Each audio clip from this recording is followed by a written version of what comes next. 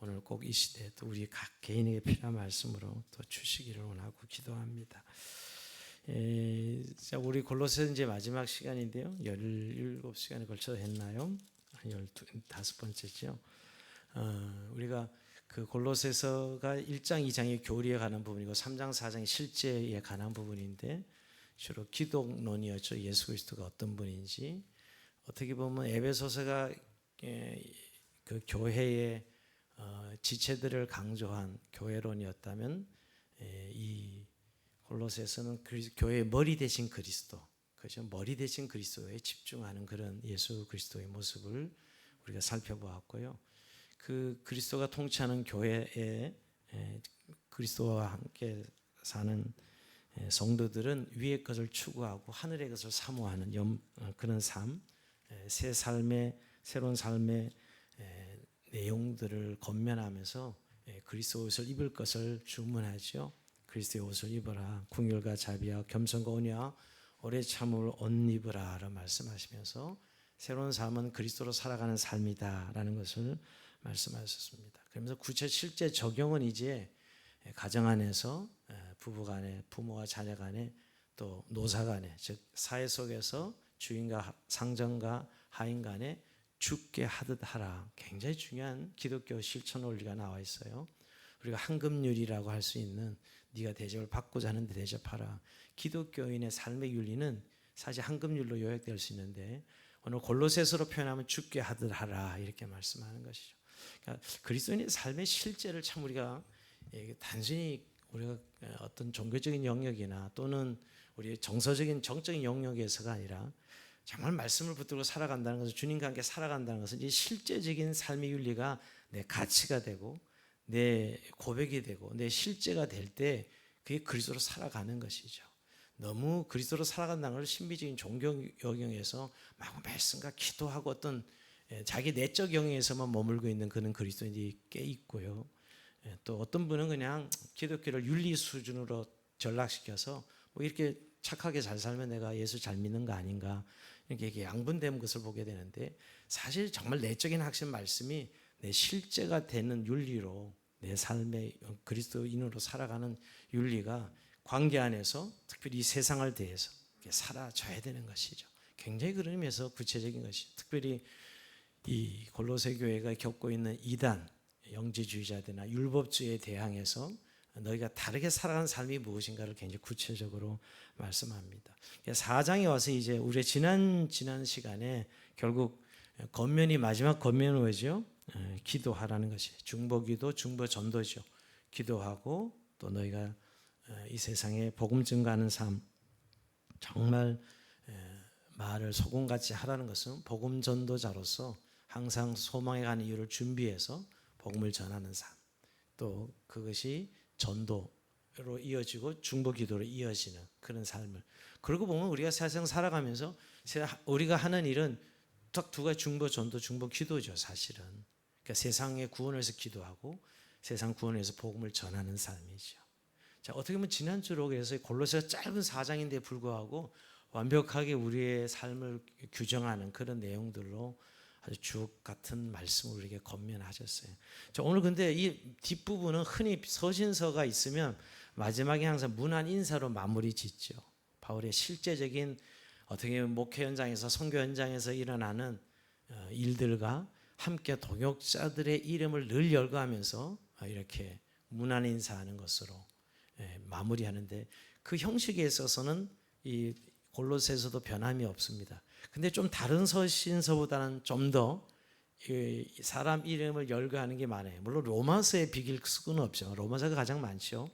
로마서 16장에 가장 많은 이름을 열거하면서 바울이 문안하고 인사하고 그들을 격려하는 내용인데 오늘 그에 못지않게 많은 이름을 열거하면서 이들로 인해서 내가 위로가 되었다.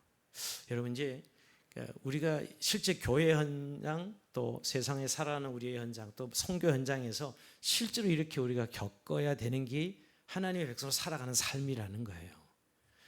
이렇게 예수 믿는 삶을 이렇게 교회 안에서 이야기할 때는 모임이나 예배나 이런 걸로 이야기는 잘해요. 그러나 실제 내가 살아가는 현장 속에서 이런 현실을 가지고 있느냐. 오늘 바울이 내가 말할 수 있는 동역자들, 나와 함께하는 사람들의 이름, 그리고 그들과 나와 어떤 관계에 있고 그들 안에 내가 어떤 말씀, 어떤 관계를 이루고 살아가는가.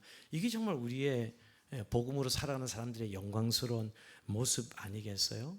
그래서 오늘 먼저 저는 그래서 이게 골로새의 결론이다, 열매다, 이런 생각이 듭니다. 이 끝부분 대부분 그냥 한번 읽고 지나가거든요. 너무 사람도 여러 이름 사람이 나오고 뭐 그런 이야기 다 인사하고 끝나는 거 아니겠어?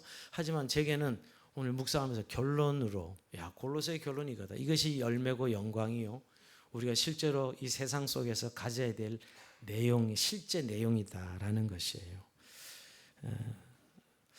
즉 이런 것이죠. 오늘 이 사람 이름이 나오는데 어떻게 보면 한 줄 두 줄로 요약해요. 그 사람에 대한 어떤 평가라고 볼 수 있는데, 주님 앞에서 주님에게 이렇게 기억게 되는 사람이잖아요. 우리가 한평생 사는데 이렇게 한두 줄로 요약할 때 저와 여러분은 어떻게 요약할까? 오늘 바울이 한 사람을 세우고 인사하라, 또는 내가 이 사람을 보내었다 하면서 이 사람을 소개할 때 이렇게 한 줄 두 줄로 소개하고 있는데 우리는 과연 어떻게 소개될까 하는 생각을 해봅니다. 예, 그분은 참 사랑이 많아서, 그분은 참 대단히 헌신적이야. 여러분, 이런 한 줄의 이야기가 만약 하나님 인정하시는 거라면 그건 우린 참 주님 안에서 성공한 삶이겠죠. 정말 그리스도인이 제대로 산 삶이겠죠. 예, 그런 생각이 들지 않습니까? 근데 그분은 밥만 많이 먹었어, 뭐 예를 이런 이야기라든가, 뭐 맨날 싸우는 사람이었어, 뭐 예를 이런 이미지로만 한 줄로 평가된다면 참 불행한 사람이 아닐까 생각이 듭니다. 우리가 주님 앞에 어떻게 기억되고 어떻게 기록될 수 있을까? 오늘 이 무명의 1세기의 그리스도의 이름이 기록되어 있잖아요. 우리는 과연 하나님 앞에서 어떻게 기록되는 사람일까 하는 생각을 한번 해볼 수 있지 않겠어요? 자, 오늘 이제 내용을 좀 들어가 보겠습니다. 제가 오늘 나의 위로가 되었느니라 그렇게 정한 이유는 8절에도 너희의 마음을 위로하게 하려 함이라 이렇게 이야기하고, 11절에도 보면 이런 사람들이 나의 위로가 되었느니라. 도대체 이 사람들 때문에 나의 위로가 되었다 하는 표현을 쓰고 있어요. 그래서 제가 제목을 나의 위로가 되었다 이렇게 표현했는데, 이 위로는 단순한 위로가 아니에요. 단순한 위로가 아니고 사정을 알고 나서 그 사정을 알고 나니까 오는 위로예요. 그 사정을 알고서 누리는 위로죠. 이해가 돼. 소통하니까, 교통하니까, 그렇게, 야, 단순히 근데 그 사람에 대한 사정과 정보를 안다고 오는 단순한 위로는 아니죠. 어떤 위로일까요? 정말 하나님 일이네, 하나님 인정하시는 거네, 이런 위로죠. 우리는 그냥 일상 속에서 주님을 섬기는 일입니다. 근데 때도 실패하기도 하고요, 성공하기도 하고, 될 때도 있고 안 될 때도 있고, 어려움을 당하기도 하고, 인정도 못 받을 때도 있고, 뭐 실제 현실은 별일이 다 일어나요. 근데 그것이 합력한 하나님이 복음의 선을 이루시는 일이네 라고 인정이 될 때 위로가 되었다는 거예요. 단순한 위로는 아니에요. 참 깊이 있는 이야기예요. 우리가 이게 서신서로 올 때 보면 그 개인적인 백그라운드를 담고 이야기하는 것이거든요. 이 본문이 오늘 이런 사람 한 이름이 바울과 어떤 관계에 있고, 그들 1세기에 그들이 교회 공동체에 어떤 관계를 맺고 있는가. 저 여러분도 지금 우리 21세기에 살아가면서 한 교회 공동체 안에서도 누구와 함께, 누구를 의지해서, 또 누구와 함께 동역하면서 어떤 선교사님을 섬기고 어떤 목회자를 위해서 기도하고, 이렇게 지금 우리가 살아가고 있잖아요. 근데 그런 부분에 있어서 정말 위로가 되었다. 단순히 인간적인 위로가 아닙니다. 하나님의 일하심을 확인한 것이죠. 정말 주님의 일이네요. 정말 주님의 백성으로 주님의 나라의 일이네요. 이렇게 확인이 되니까 위로가 확 되는 것이죠. 여기서 우리가 늘 세임을 얻고 은혜를 받고 또 일을 하는 겁니다. 여러분, 그냥 보이는 일상은 늘 똑같은 일상 아니겠어요? 근데 그 내용을 우리가 이해하고 깨닫고 보니, 소통하고 보니 정말 위로가 됩니다 하는 것이지요. 자, 먼저 두기고라는 사람이 나면 7절 8절 봅니다. 자, 두기고가 내 사정을 다 너에게 알려주리니 그는 사랑받는 형제 신실한 일꾼이 주에 상기된 종이 된 자니라. 내가 그를 특별히 너에게 보내는 것은 너희를 우리 사정을 알게 하고 너희의 마음을 위로하게 하려 함이라. 먼저 보내는 두 사람 이야기하면 첫 번째는 두기고요, 두 번째는 누구죠? 두 번째 오네시모입니다. 두 사람을 너에게 보내겠다는 거예요. 어디에? 골로새 교회에 보내겠다는 겁니다. 여러분, 두기고는 어떤 사람이죠? 서신서 전달하는 사람입니다. 우편 배달부 같은. 근데 우편 배달부에 비유한 건 잘못이고요. 실제로는 바울의 신복이죠. 바울의 신복. 서신서를 전달한 바울을 대신해서 이 서신서를 전달해 준 사람이 두기고예요. 근데 오늘도 두기고를 사랑받는 형제, 신실한 일꾼, 주 안에 함께 된 종, 뭐 어떻게 보면 가장 좋은 옥구는 다 붙였어요. 그만큼 바울이 신뢰하는 일꾼이 두기고는 이게 자기 이 서신서를 전달할 수 있는 정도는 완 100% 신뢰하는 사람이지요. 특히 바울의 3차 여행의 끝무렵에 바울과 함께 예루살렘에 가는 무리에 있던 사람인데요. 바울이 신뢰해서 에베소에 있는 디모데와 함께 그레데 섬에 있는 디도에게 보내는 인물이기도 합니다. 바울은 참 두기고를 신실한 일꾼으로 신뢰하고 자기가 쓴 서신서를 전달한 전달자로 여깁니다. 오늘도 이 골로새서를 누가 들고 간 거예요? 두기고가 들고 간 거예요. 그만큼 신뢰하는 일꾼이라는 것이죠. 그러니까 내 사정을 두기고가 가면 다 알려줄 거예요. 이런 거죠. 편지는 물론이지만 두기고가 가서 내 사정, 지금 바울의 어떤 사정이죠? 로마 옥에 갇혀 있는 사정입니다. 로마의 옥에 갇혀서 어떻게 보면 걱정 굉장히 하고 있는 거거든요. 우리에게 복음 전해준 바울이 사도가 저렇게 옥에 갇혀서 얼마나 고통스러워할까. 모르고 있을 때 오는 그 불안감과 두려움이 있잖아요. 근데 가서 오히려 로마 옥에서 복음을 전하고 옥중에 있는 간수들에게 복음을 전하고 힘있게, 그래서 다수의 이 로마에 있는 교인들이 힘을 얻었다, 이런 내용을 전달해 주러 가는 것이죠. 그래서 오늘 위로가 됐는다는 의미예요. 여러분, 참 우리가 이런 동역자가 있어야 되지 않겠어요? 우리가 함께하는 성도들이 이런 동역자가, 뭐 부부도 마찬가지고요. 내 사정을 누구에게든 바르게 전달해서 위로가 될 수 있게 하는 사람, 누군가 내 이야기를 전달해서 그분을 통해서 위로가 되고 힘이 될 수 있는 그런 관계의 사람이 두기고다라고 했습니다. 근데 오늘 얼마나 칭찬하고 싶으면 뭐 오늘 신실한 일꾼, 사랑받는 형제, 주 안에서 함께 된 종, 이렇게 표현하는 것을 보면 뭐 더 날 나위 없는 신실한 일꾼이다 하는 것이. 여러분, 누군가 이렇게 칭찬받는 건 너무너무 중요한 것 같아요. 그런 관계 안에서 우리가 하나님 나라의 일을 하고 있는 것이거든요. 자, 두 번째 오네시모입니다. 9절 볼까요? 신실하고 사랑을 받은 형제 오네시모를 함께 보내노니 그는 너에게서 온 사람이라 그들이 여기 일을 다 너에게 알려주리라. 자, 여기 오네시모를 보는데, 오네시모는 여러분 빌레몬서와 이제 다음 주에 빌레몬서를 볼 텐데요. 옥정서신이 지금 우리가 에베소서, 빌립보서, 골로새서, 옥정 세 개를 다 살펴보고 한 가지 남았어요. 빌레몬서인데, 빌레몬이 이 오네시모의 주인입니다. 오네시모가 그 빌레몬 집의 노예였어요. 노예인데 물건을 훔쳐서 도망갔는데 이 로마에 있는 바울을 만난 거죠. 그때는 몰랐죠. 근데 바울을 만나서 예수 믿고 회심했어. 회심해서 이제 그리스도의 제자가 된 거죠. 하나님의 사람이 된 거예요. 그래서 다시 바울은 빌레몬에게, 골로새에 있는 빌레몬이 골로새 교인 아니겠어요? 다시 보내는 겁니다. 그래서 오늘도 그는 너에게서 온 사람이라 그러죠. 너에게서 온 사람. 너에게서 온 사람 보낸다. 근데 이건 굉장히 의미가 있어요. 왜 돌려보내는 거예요? 어떻게 보면 종인데 이제 탈출했으니까 돌아가면 빌레몬에게 죽을 수도 있는데, 그 당시에 노예가 물건 훔쳐 도망가면 죽여도 문제가 없어요. 그렇게 노예 제도가 있을 때니까. 그런데 오히려 너에게 보낸다. 이유가 뭘까요? 그가 하나님의 사람이 됐거든요.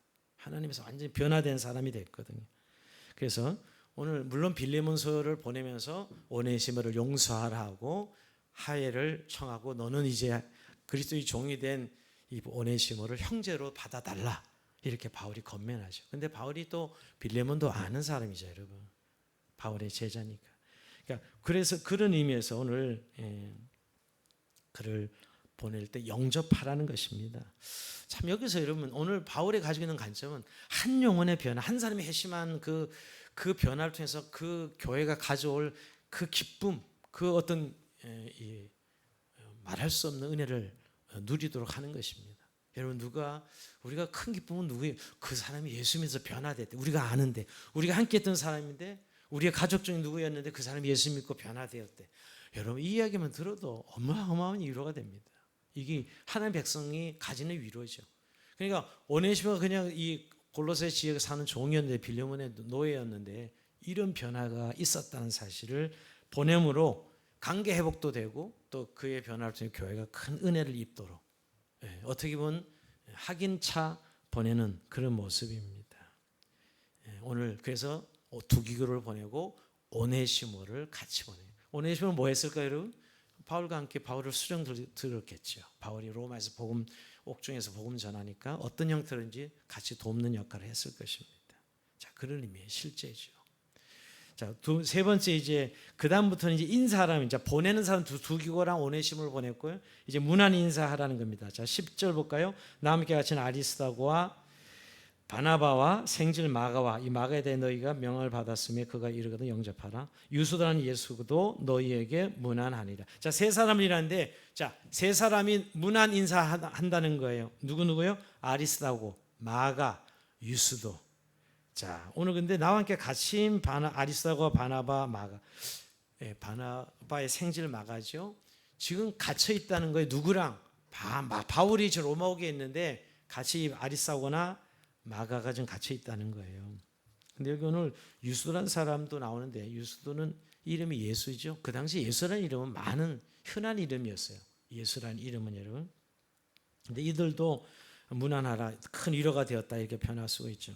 자, 여기서 뭐 아리스다고는 데살로니가 교회를 대표해서 이방 교회 헌금을 가져갈 때 그 중에 한 사람이 아리스다고인데, 어쨌든 지금 바울과 함께 오게 있는 로마에 있는 것을 보면 얼마나 바울을 도왔나를 알 수 있고요.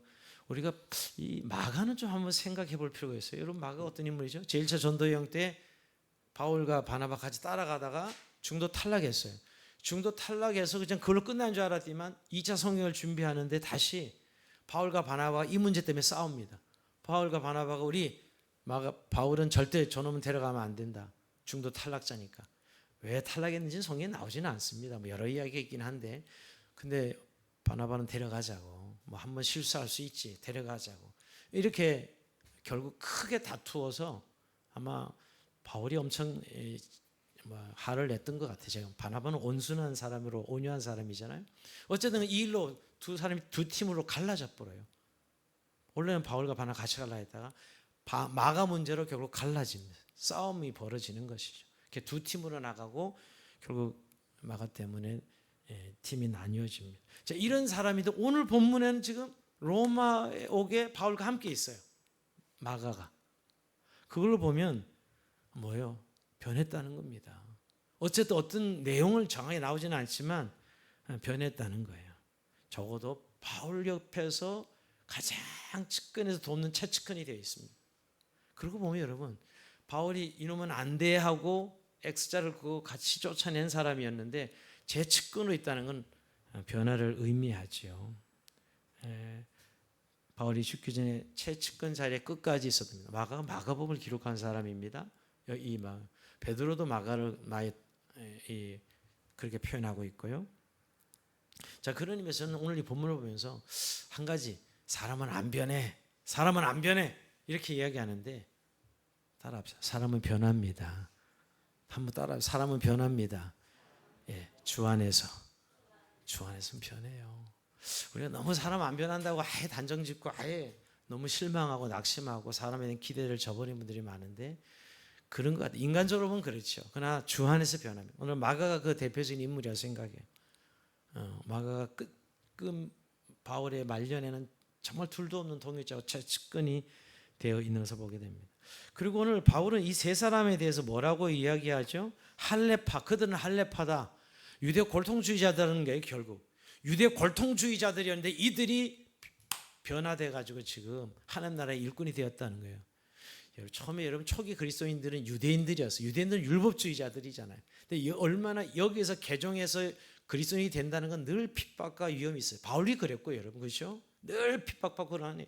근데 이런 자들인데 이렇게 변화되었다는 것을 이야기하는 거죠. 율법이라 그러면 뭐 정말 둘째 그러면 서로 할 정도로 율법주의자들인데 이들이 하나님 나라의 백성이 되고 하나님 나라의 일꾼들이 되었다는 것이에요. 참 큰 위로가 되었다는 이야기를 하는 거예요. 오늘 하나님 나라의 일꾼이 되었다. 그래서 참 위로가 되었다는 것이죠. 바울이 유대인들로 얼마나 많은 어려움을 당합니까? 그런데 이들도 그랬을 터인데 이들이 변화되어서 지금 나의 동역자가 되었다. 그러니 너희가 문안 인사하라는 것이죠. 인사하라는 것입니다. 참 위로가 되었다 하는 것은 칭찬도 되는 것이고요. 또 이들을 축복하는 것도 되고 또 골로새에게 이들을 알려서 함께 좀 공유하고 싶은 것이죠.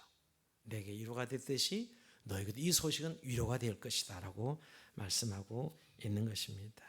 자, 그리고 아리스하고 마가 그다음에 이 유스도 다 사실 유대인으로서 어떻게 보면 유대주의에 젖어서 하나님 나라와 관계없이 살아갈 인생인데 바울을 만나 변화되고 또 동역자가 되어 귀하게 쓰임 받았다는 사실을 말씀하고 있습니다. 자, 그러면서 우리가 마가처럼 뭐 연약하고 우리가 불완전하지만 우리가 늘 기대하는 것은 주 안에서 매일 조금씩 성장하고 성숙하고 변화해 가고 있다라는 거예요. 나중에 성숙한 신앙이 되어서 마가가 초대교회에 둘도 없는 사역자로 오늘 이 마가복음을 기록하고 또 이 사도들의 동역자가 되는 그런 은혜를 우리가 보게 됩니다. 우리도 좀 그런 마음이 좀 우리에게 늘 있어요. 나는 안 변해서 자괴감을 들고 늘 자학하는 분들이 있습니다. 예수 오래 믿어도 하나도 변하는 것 같지 않아. 근데 아닙니다. 그렇게 정말 고민하고 있다면 변화되고 있는 것이고요. 하나님이 여러분들을 우리가 생각하는 방식이 아니라 하나님의 방식으로 우리를 변화시켜 가고 있다라는 거. 그리고 다른 사람에 대해서도 우리가 주님이 바꾸시면 얼마든지 변화될 수 있다고 믿어주는 거죠. 내 남편 내 아내 정말 늘 옆에 있기 때문에 정말 안 변해 이렇게 저주스러운 말로 하지 마시고 주님 안에서는 얼마든지 당신도 변화될 수 있어. 또 변화되고 있어 당신. 괜찮아. 이렇게 격려하고 축복하면 얼마나 좋을까 하는 생각을 마가를 묵상하면서 생각하게 됩니다. 자, 12절에 이제 에바브라가 나옵니다. 12절 한번 같이 봅니다. 그리스도 예수의 종이 너에게 온 에바브라가 너에게 문안하리라. 자, 에바브라는 여러분 골로새 교회를 세운 사람이라 할 수도 있죠. 여러분 골로새 교회는 바울이 세운 교회가 아닙니다. 바울에게 배운 에바브라가 골로새 교회에 가서 복음을 전한, 그러니까 얼마나 바울에게는 둘도 없는 동역자예요. 본인이 가서 교회를 복음자 세우고 싶은 이런 마음인데 에바브라가 가서 이 골로새 교회를 세웠으니까요. 그러면서 오늘 그가 항상 너희를 애써 기도하여 너희로 하여금 모든 뜻 가운데서 안전하고 확신하게 서기를 구하노니 그가 너희와 라오디게에 있는 자들과 히에라볼리에 있는 자들 위하여 많이 수고한 새가 증언하노라. 그러니까 에바브라를 칭찬하는 거예요. 정말 이 에바를 얼마나 수고했니? 너희를 위해서, 복음을 위해서. 여러분 이렇게 좀 격려가 필요해요. 우리가 뭐 당연히 뭐 사역자니까 그렇게 하는 거지. 물론 맞습니다. 하나님 앞에 누구나 다 당연히 하는 거지만 우리 안에서는 누구가 수고했을 때 그 수고를 알아주는 것. 오늘 바울이 에바브라가 이 골로새 교회를 어떻게 세운 그 과정들을 인정해 주는 것이거든요, 여러분. 그런 의미에서 오늘 라오디게와 히에라볼리, 골로새 이 삼각 교회, 세 개 교회에 옛날엔 다 가정교회 이루어졌는데요. 그러니까 오늘 골로새 근처에 라오디게와 히에라볼리 이게 세 개가 연결고리를 가지고 있다는 걸 알 수가 있어요. 그러니까 에바브라가 골로새 교회만 전한 게 아니라 히에라볼리에 있는 지역도 또 라오디게에 있는 지역. 옛날에 지명이 교회 이름입니다. 이게 예를 맨날 여기 오면 거의동 교회예요. 옛날에 주양원 교회라고 하지 않고 이 거의동 거여 제일교회, 뭐 거여 중앙교회 다 그 동네 이름을 붙인 거죠. 이 다 그 지역 이름이잖아요. 그러니까 라오디게와 골로새, 히에라볼리 이 교회 다 그 근처에 에바브라가 복음을 전했습니다. 참 그러고 보면 골로새 교회를 개척한 목자요. 얼마나 성도들이 헌신했는가. 사실 바울을 대신해서 했으니 자기가 이게 교회를 개척하면서 이렇게 한 교회와 골로새 교회는 자기 개척하지 않고 자기에게서 훈련받은 에바브라 가서 개척했으니까 더 막 어떤 감동이 있었을 게 뿌듯했을 것입니다. 그래서 이렇게 오늘 칭찬하고 세우는 것이죠. 오늘 우리는 좀 이런 부분에 인색해요. 뭐 수고는 당연한 거고 좀 못한 거는 그냥 얼마나 잘 지적을 하는지 모릅니다. 안 된 또 단점은 왜 이렇게 잘 눈에 보여서 잘 지적하는지 좀 허물과 이 단점은 좀 가리고요. 보여도 그냥 지나가고 그가 잘하고 수고한 것을 좀 우리가 격려하고 칭찬하는 거. 이렇게 우리가 주 안에서 격려할 때 또 주의 백성으로서 하나님 나라를 위해 수고할 때 얼마나 힘이 나는지 모릅니다. 자, 그러면서 또 누가 등장하죠? 14절 봅니다. 사랑을 받는 의사 누가 또 데마가 너에게 문안하리라. 또 에바브라 칭찬하고 난 다음에 문안 인사하죠. 누가복음을 기록한 의사. 근데 여러분 의사가 옛날 의사랑 지금 의사는 좀 다르다고 봐야 돼요. 옛날에는 이때 1세기 의사는 그렇게 종보다 약간 위에 상위 계급 정도밖에 안 돼. 이 신분이 말이에요. 지금이야 뭐 의대 나오고 하면 의사들이 최상위 어떻게 보면 신분처럼 월급도 받잖아요. 뭐 최하 월급이 한 1,000만 원 된다고 그러던데요, 의사가요. 의대 가려고 난리를 피는 거 아니겠어요 지금? 지방대만 해도 의대는 세더라고요 지금은요. 다 의대 쪽으로 요새 몰리는 것 같아요. 옛날에 우리 때만 해도 공대에 몰렸는데, 그죠? 제 30년 전에는 전부 공대가 1순위였는데, 잘 모르시나 보네. 옛날에는 공대 그래서 기술 배워 끝까지 먹고 산다. 우리나라 기술 발전, 산업혁명 이러면서 뭐 옛날엔 그래서 공대가. 지금은 이제 의대죠, 의대. 근데 이때 의사 누가는 그런 신분과 위치는 아니었어요. 오늘 누가가 오늘 바울을 지켜주고 동역했던 사람인가 하죠. 이 데마가 나오는데, 이 데마가 어떤 사람은 그 디모데 전서에 데마가 세상을 사랑하여 갔고 바울을 떠났다 그랬죠. 데마가 그 데마라고 말하는 사람도 있지만 아마 두 사람 데마가 아니겠냐 그렇게 이야기하는 사람도 있습니다. 근데 저는 데마가 어쨌든 디모데 전서에 세상을 사랑하여 갔고 그랬거든요. 바울을 떠났다 그랬어요. 근데 이때는 지금 안 떠난 상이에요. 디모데서는 아주 바울의 제일 마지막 서신이잖아요. 그러니까 이때는 바울과 함께 했는데 그때 바울의 말년에는 바울을 떠난 사람이 아닌가 이렇게들 생각하게 됩니다. 그러나 지금 이때는 적어도 이 누가 데마에게 문안 인사하라라고 이야기합니다. 어떻게 보면 여러분 지금 열거되고 있는 이 한 사람 한 사람이 바울에게서는 소중한 사람 동역자들이고 이를 통해서 위로를 받고 이들을 통해서 하나님 나라가 세워진다는 사실을 말씀하고 있는 것입니다. 자, 그러면서 15절 봅니다. 라오디게에 있는 형제들과 눈바와 그 여자의 집에 있는 교회 문안하고 이 다 가정교회 형태로 이루어졌거든요. 오늘 제가 골로새 라오디게아 같이 붙어 있다 그랬죠. 가정 가까운데 형제들과 눈바와 그 여자의 집에 있는 교회 문안. 집에 있는 교회가 가정교회죠, 여러분. 가정교회를 말하는 것입니다.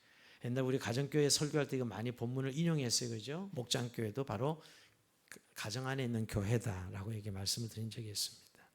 그러면서 자 16절 이 편지를 너희에게 읽은 후에 라오디게아인의 교회에게도 읽게 하고 또 라오디게아인으로부터 오는 편지를 너희도 읽어라. 자, 이 편지가 너희만 보지 말고 개인적 서신이 아닌 거예요. 그러니까 해람하라는 것이죠. 두 교회 보내면서 편지를 돌아가면서 라오디게아, 히에라볼리, 뭐 골로새 다 돌아가면서 읽으라는 것이에요. 참 그러고 보면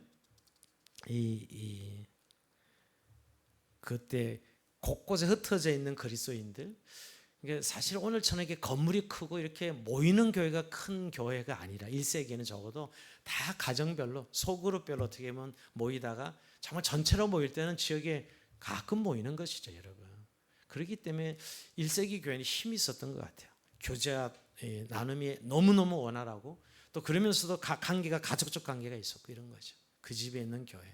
여러분, 그래서 우리 교회도 소그룹 교회, 목장교회가 너무 소중하고 또 그 안에서 우리가 한 사람 한 사람을 세워가는 그리스도를 세워가는 삶의 삶 속에서 말이에요. 여러분, 우리가 교회 모임에서 보는 시간이 얼마나 돼요? 정말 몇 분 얼마 되지 않습니다. 그러나 삶의 현장 속에 세워가는 그런 부분들을 말씀하고 있는 것이죠.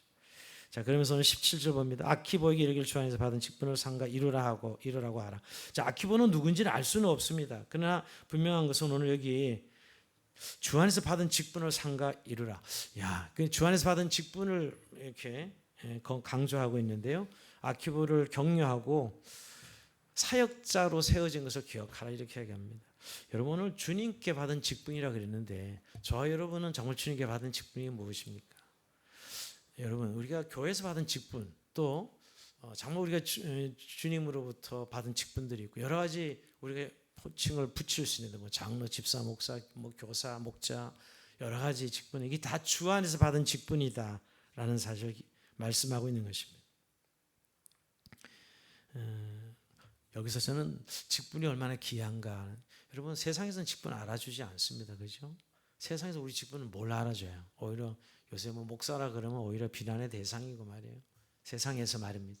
근데 주님이 주신 직분이라는 사실을 말씀하고 있습니다. 너무 귀하다는 거예요. 오늘 이렇게 주 안에서 직분이라고 말하는 것은 주님이 직접 그를 통해서 일하시려고 주신 직분이라는 사실을 말씀하고 있는 것이죠. 자, 그러면서 오늘 마지막 8절은 나 바울은 친필로 문안하오니 내가 매인 것을 생각하라. 은혜가 너에게 있을지어다. 축도함으로 마치는 은혜가 너에게 있을지어다. 가장 짧은 축도죠, 여러분. 뭐 성삼위 하나님을 이야기하지 않고 보통 온전한 축도는 성부, 성자, 성령으로 축도하는데 은혜가 너에게 있을지어다 이런 축도로 마칩니다. 근데 어쨌든 오늘 이 메인 것을 기억하라 이렇게 지금 이야기하면서요. 오늘 말씀을 이제 마무리에 정리하면서 여러분, 저는 오늘 두 가지 크게 묵상의 마음에 와닿는 주제가 위로가 어디서 오는가? 우리는 어디서 위로를 구하고 있는가? 하늘에서 뚝 떨어집니까? 위로가? 물론 위로는 하나님으로부터 오는 위로가 참된 위로입니다. 위로가. 그러나 오늘 여기서 이 본문에서 말하는 여기 하나님의 위로는 사실은 하늘에서 뚝 떨어진 위로가 아니라 오늘 동역자들을 통해서 관계 안에서 그 동역자들과 소통하고 교통함으로 그 일이 하나님의 일이네. 그게 하나님의 백성들의 수고와 섬김이네. 이걸 확인함으로 하나님의 일이 확인되면서 누리는 위로라는 거예요. 즉 동역자들을 통해서 주시는 위로죠. 여러분 우리에게도 이런 위로가 있습니까? 오히려 상처되는 동역자 관계, 또 늘 어떤 사역자를 만나면 늘 부정적인 이야기를 들으면서 굉장히 힘든 그런 관계, 우리가 그런 구조에 있지는 않습니까? 오늘 함께 일하는 자들 중에 주님 일하신 걸 확인하고 또 하나님의 위로가 있다는 것을 보게 됩니다. 저는 이렇게 우리가 같이 동역하면서 하나님의 경영을 확인하게 되는 거죠. 하나님의 그림을 알게 돼. 이래서 저분을 만나게 하셨구나. 이분 때문에 저분과 함께 일을 하게 하시는구나. 이렇게 확인되면서 나도 그 안에 있네. 이렇게 확인되잖아요. 이게 위로입니다. 우리 목회 현장도 마찬가지죠. 우리가 서로 섬기면서 그냥 나는 늘 내 직분 내 할 일 다 아는 것인데, 근데 그 할 일 다 아는 것이 결국은 하나님께서 우리 동역을 통해서 주시는 위로인 것을 알게 됩니다. 결국은 여러분 우리가 동역자 관계는 그 사람이 잘났네 못났네, 일이 잘 됐네 안 되네 이걸로 평가하면 안 돼요. 잘났네 못났네든 또 잘하든 못하든지 뭐 좋은 사람 뭐 또는 나쁜 사람 이렇게 평가할 수 있을지 모르지만 결국 하나님 그 이들 가운데 사람을 세우는 거예요. 하나님 나라를 세우는 것이라고요.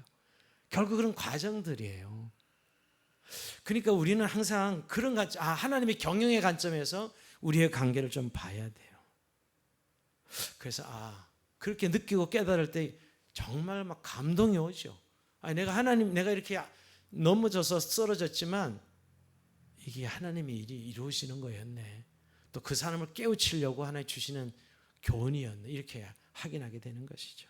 좀 이런 은혜를 우리가 많이, 그런 위로를 우리가 누리기를 원합니다.